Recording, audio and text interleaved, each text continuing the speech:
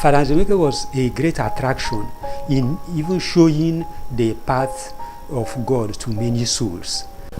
I think the essence of priesthood generally is to bring God to man, the divine life to the human life.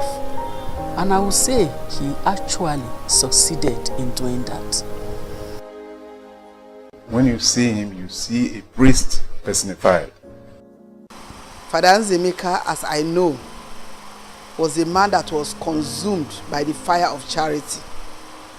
He was an epitome of humility. Whether in the church or outside the church, you see a priest and you see a holy priest, a priest who is always available, who is always ready to be there for the flock and for the people. There is no time you can call on him, he won't answer you. And that passion is in him.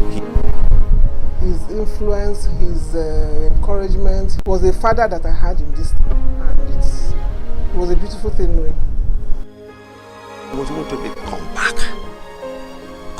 to the church.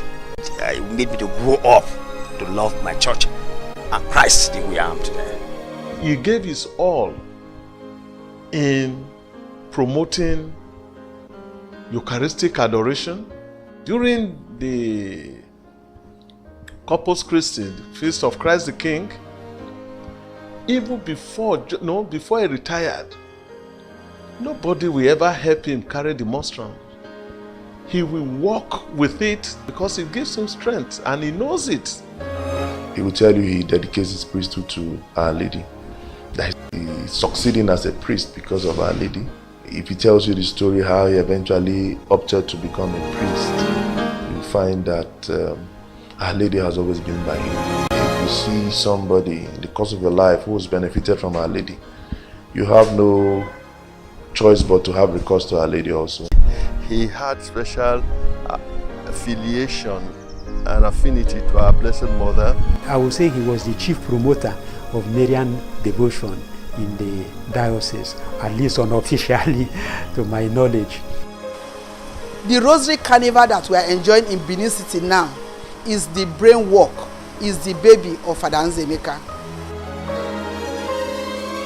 All of us who knew him, who were associated with him, were very much edified by his holiness of life, by his simplicity, by his humility, by his devotion to the Blessed Sacrament and to our Blessed Mother. The church was his life.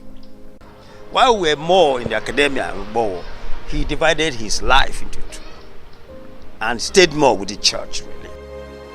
He was humble. He was dedicated. You need to see what priesthood represents in Nziemeke. I would begin by saying,